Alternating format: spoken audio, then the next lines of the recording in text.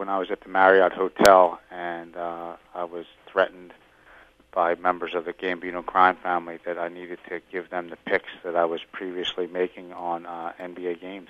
Now, you talk about being involved with the mafia. How much danger did you feel that you were in when you were dealing with them? It was a situation where I was in a car with them, and they clearly told me that, they didn't want to inform the NBA of what was going on, or they certainly didn't want to send somebody down to Florida and visit my wife and kids. So you're betting on games, and the mob eventually gets to you and makes you fix games or change games or however you want to use that terminology by threatening your family. How did the mob get to you? What happened was I was betting on NBA games, and I had a high success rate. And the individual that I was giving the information to was passing it along to people that were associated with the mob.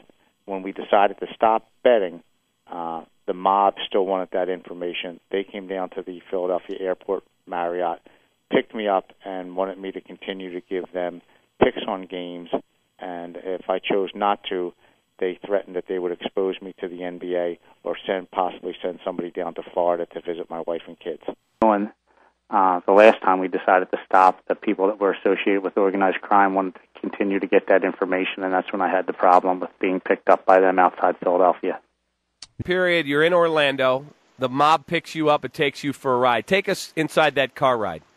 It was actually in Philadelphia, outside the Marriott in Philadelphia, and it was a situation where they, confronted me with the fact that I was making winning picks for the last 3 years, and that I had stopped doing it, and they were getting the information, and they wanted the information to continue.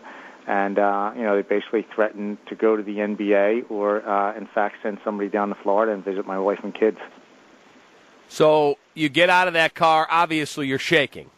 I get out of the car. I'm shaking. It's a cold night in December, and I'm sweating. And basically, we sit down and have a meeting and discuss the fact that, it's going to continue, and I'm going to pass the information on to an individual who's then going to take it to the people that are going to place the bets.